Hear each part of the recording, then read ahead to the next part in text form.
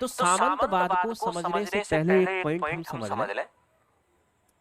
जैसे जैसे आपके सिविलाइजेशन का आपके डेवलपमेंट हुआ, सभ्यता का आपके विकास हुआ, तो सिविलाइजेशन के डेवलपमेंट में स्टोन एज सिविलाइजेशन आया, फिर स्टोन एज सिविलाइजेशन के बाद में आपके इंडस वैली सिविलाइजेशन आएगा।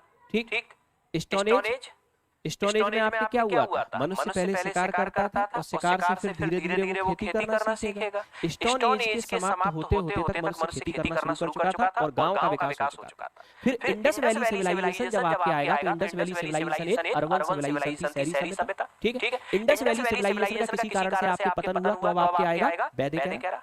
ठीक है, वैदिक एरा यानी कि वैदिक युग, ये एक रूरल सिविलाइजेशन थी, ग्रामीण सभ्यता। और वैदिक एरा के बाद आएगा लेटर वैदिक एरा, उत्तर वैदिक काल। उत्तर वैदिक काल में जब आपके लोहे का प्रयोग शुरू होगा तो सरप्लस एग्रीकल्चर प्रोडक्शन, और यहाँ से आपके सरप्लस एग्रीकल्चर प्रोडक्शन के कारण क्या होगा, एक बार फिर अर्बन सिविलाइजेशन की शुरुआत होगी। और उत्तर वैदिक काल की समाप्ति के आते आते तक आपके कई बड़े बड़े आपके नगर बनेंगे और कई बड़े बड़े आपके साम्राज्य बनेंगे, जिन्हें हम आपके क्या कहेंगे, महाजनपद। उत्तर वैदिक काल की समाप्ति तक 16 महाजनपद भारत में बन चुके थे। ठीक है, इन महाजनपदों के केंद्र बिंदु में आपके होता था कौन, राजा। किसी भी महाजनपद का प्रमुख कौन होता था, राजा। ठीक, महाजनपदों में आपके सबसे फेमस हम देखते हैं कौन सा, मगध।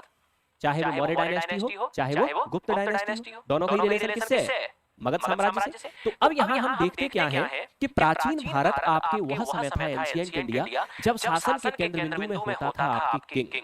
किसी साम्राज्य की समस्त शक्तियां आपके राजा के पास निहित होती थी। किसके पास निहित होती थी, राजा के पास आपके निहित होती थी। ठीक, जैसे कि ये है आपके किंग, ये है आपके कौन, किंग। सत्ता के केंद्र बिंदु में आपके हमेशा कौन होता था, किंग। ठीक है, चाहे इस पूरे साम्राज्य में, ये राजा का आपके क्षेत्र, इस पूरे साम्राज्य में चाहे लॉ बनाना हो, चाहे लॉ को एग्जीक्यूट करना हो, चाहे न्याय देना हो, चाहे प्रशासन करना हो, चाहे राजस्व को एकत्रित करना हो, चाहे आपके आर्मी रखना हो, ठीक, ये सब कार्य कौन करता था, किंग।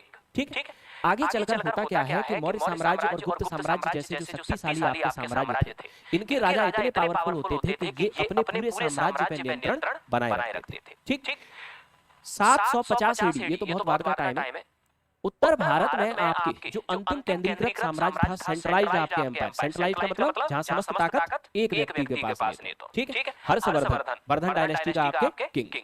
हर्षवर्धन की डेथ आपके 650 AD के आसपास होती है, और हर्षवर्धन की डेथ के बाद ऐसा उत्तर भारत के अंदर एक भी राजा नहीं हुआ जो अपने पूरे साम्राज्य को कंट्रोल में रख सके। तो इन राजाओं ने आपके किया क्या, अपने साम्राज्य को कंट्रोल में रखने के लिए, अगर कोई राजा अपने साम्राज्य को कंट्रोल में नहीं रख पा रहा है तो जनता संतुष्ट होगी, जनता संतुष्ट होगी तो विद्रोह होगा, स्वाभाविक सी बात है, और विद्रोह होगा तो राजा के लिए समस्या खड़ी होगी। ठीक, तो यहाँ क्या हुआ कि जब ये राजा अपने साम्राज्य को कंट्रोल में रखने में आपके ठीक सक्सेस नहीं हुए तो इन राजाओं ने आपके किया क्या, इन्होंने इस सेंट्रलाइज सिस्टम को चेंज किया, किसमें, डिसेंट्रलाइज सिस्टम। इन्होंने क्या किया, विकेंद्रीकरण किया। विकेंद्रीकरण का मतलब क्या होता है, शक्तियों का टॉप से बॉटम की ओर जाना। ठीक है, इन राजाओं ने अपने राज्य को कुछ हिस्सों में बांटा। ये आपके किंग है। ठीक, इसने अपने साम्राज्य को कितने हिस्सों में बांट दिया, 4 हिस्सों में। ठीक, हर हिस्से का शासन एक अधिकारी को करने को दे दिया, और इस अधिकारी का नाम था कौन, फ्यूडल यानी कि सामंत। ये था इस अधिकारी का नाम। यहाँ तक है। ये जो फ्यूडल था वो आपके, इसका मतलब क्या था, एरिया 1 दिख रहा है आपको, इस एरिया 1 में आपके एक अधिकारी है फ्यूडल 1 यानी कि सामंत। सामंत का मतलब होता था मिनी राजा। जो काम राजा इतने बड़े क्षेत्र में कर रहा है, ये फ्यूडल उस काम को इतने छोटे क्षेत्र में करेगा। फ्यूडल और किंग में सिर्फ अंतर किस बात का था, क्षेत्र का। राजा का क्षेत्र बड़ा और फ्यूडल का क्षेत्र छोटा। वो सारे काम फ्यूडल करता था इस क्षेत्र में जो राजा करता था। अब आगे चल के आपके क्या हुआ, आगे चल के यहाँ ये हुआ कि जैसे कि फॉर एग्जांपल ये आपने देखा फ्यूडल, ठीक है, ये आपने देखा कि ये आपके फ्यूडल के आपके कोई 4 क्षेत्र हुए। यहाँ फ्यूडल 1, फ्यूडल 2, फ्यूडल 3 और फ्यूडल 4, और बीच में आपके ये है कौन, किंग। अब यहां हम देखते हैं कि मान लो कि ये जो किंग है, इस किंग के पास मान लो कितने की आर्मी है, अप्रॉक्स 1000 की। सारे फ्यूडल को भी आर्मी रखने का राइट था। ये फ्यूडल आपके आर्मी रखे हैं 400 की, ये आर्मी रखे हैं 500 की, इसने आर्मी रखी है 700 की, और इसके लेकिन अगर कोई भी 2 फ्यूडल मिल गए तो अब ये किंग को चैलेंज कर सकते हैं। इतनी आर्मी हो गई इनके पास। तो यहाँ आगे चल के आपके होगा ये कि जब ये फ्यूडलिज्म या सामंतवाद का जब आपके विकास होगा, ठीक, तो ये सामंतवाद का जब विकास होगा तो शासन में अब हस्तक्षेप शुरू होगा किसका? सामंतों का। और इन सामंतों का इतना हस्तक्षेप शुरू होगा, ठीक, कि आगे चल के यहाँ राजा कौन बनेगा इस बात का भी निर्धारण कौन करेंगे? ये सामंत करेंगे। ठीक, तो यहाँ जो प्राचीन भारत था इसका मतलब ये था कि शक्ति के केंद्र बिंदु में है किंग, और मध्यकालीन भारत का मतलब शक्ति के केंद्र बिंदु में है कौन? सामंत। ठीक, जैसे कि हम पूरी गुलाम डायनेस्टी से देखें, जब बलवान का टाइम आता है तो तुर्क के चहलगामी समय, ये था क्या? 40 सामंतों का समूह, 40 सामंतों का समूह, यानी कि ये 40 सामंत डिसाइड करते थे कि उस गुलाम वंश में राजा बनेगा कौन। ठीक, ये हुआ आपके। तो यहां आपके पूरे के पूरे मध्यकाल में आपके सत्ता के ऊपर नियंत्रण हो गया किसका? इन सामंतों का। अगर राजा को अपना शासन अच्छे ढंग से चलाना भी है तो उसे इन सामंतों को अपने फेवर में लेना होता था। अगर ये सामंत फेवर में नहीं है तो कभी भी राजपाट उलट सकता था। ठीक, का जो अंतिम शक्तिशाली राजा था ये था आपके कौन? औरंगजेब। ठीक है, अब औरंगजेब की अगर हम बात करें तो ये औरंगजेब आपके मुगल साम्राज्य का अंतिम शक्तिशाली शासक था। ठीक है, 1707 में औरंगजेब की होती है आपके डेथ।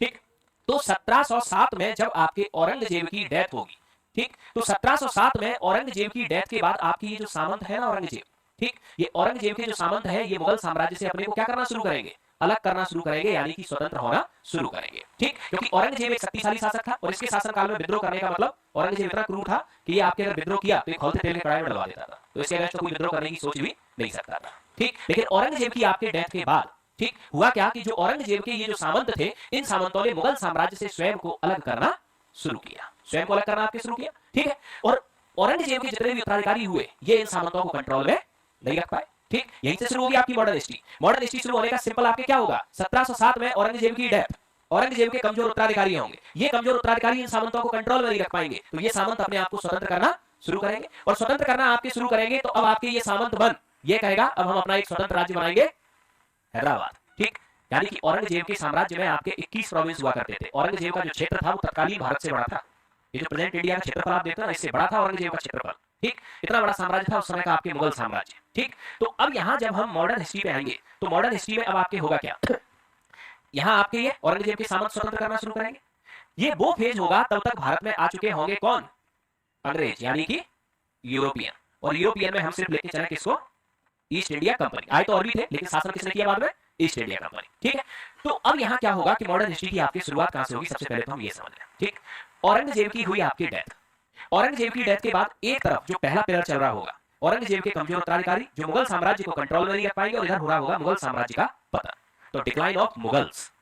एक तरफ ये घटना चल रही होगी। ठीक है, दूसरी तरफ आपके ये जो सामंत थे मुगल साम्राज्य से जुड़े हुए ये अपने आप को क्या कर रहे होंगे? स्वतंत्र। ठीक, तो दूसरी घटना यहाँ पैरेलल चल रही होगी, इमरजेंस ऑफ रीजनल पावर्स, क्षेत्रीय शक्तियों का उदय। ये दूसरी घटना हुई। तीसरा आपके इस पूरे घटनाक्रम को वॉच कर रही होगी कौन? East India company. अब ईस्ट इंडिया कंपनी इस इतने बड़े साम्राज्य को तो नहीं जीत सकती, लेकिन इसको तो जीत सकती है, इतने छोटे को। तो इधर तीसरा फेज आपके साइमल्टेनियसली शुरू होगा आपके इनकमिंग ऑफ यूरोपियंस और emergence of east India company. ठीक, क्योंकि ईस्ट इंडिया कंपनी पहले जीतेगी किसको? प्लासी में, बंगाल, फिर बक्सर में, बंगाल अवध एंड दिल्ली, और एक एक करके आपके इन साम्राज्यों को आपके जीतना शुरू कर देगी ईस्ट इंडिया कंपनी। और यहीं से आपके ये फेज शुरू हो जाएगा किसमें? Modern history. तो मॉडर्न हिस्ट्री में आपके होगा क्या? ईस्ट इंडिया कंपनी जब इन क्षेत्रों को जीतेगी ना तो वो सामंतवादी व्यवस्था को कभी लेके नहीं आएगी। क्यों नहीं लेके आएगी? क्योंकि मुगल साम्राज्य के पतन का जो कारण थे वो थे कौन? ये सामंत। क्योंकि ईस्ट इंडिया कंपनी के सामने हुआ है पूरा काम। ठीक, तो ईस्ट इंडिया कंपनी इन सामंतों को कभी भी आर्मी रखने का राइट नहीं देगी। ईस्ट इंडिया कंपनी ने रेवेन्यू कलेक्शन के लिए जमींदार तो लाए, लेकिन जमींदारों को सेना रखने का अधिकार नहीं दिया। ठीक, और यहीं से सिस्टम चेंज हो गया किसमें? मॉडर्न हिस्ट्री में। ठीक है, तो आपने हिस्ट्री के सबसे पहले समझे आपके क्या? क्लासिफिकेशन। तो अब समेंट मॉडर्न, इन तीनों का आपके आधार क्या है? Concentration of power. एंशिएंट मतलब शक्ति राजा के पास, मिडाइवल मतलब शक्ति सामंतों के पास, और मॉडर्न का मतलब आपके डिक्लाइन ऑफ फ्यूडलिज्म, सामंतवाद का पतन और एक नई व्यवस्था का आपके उदय।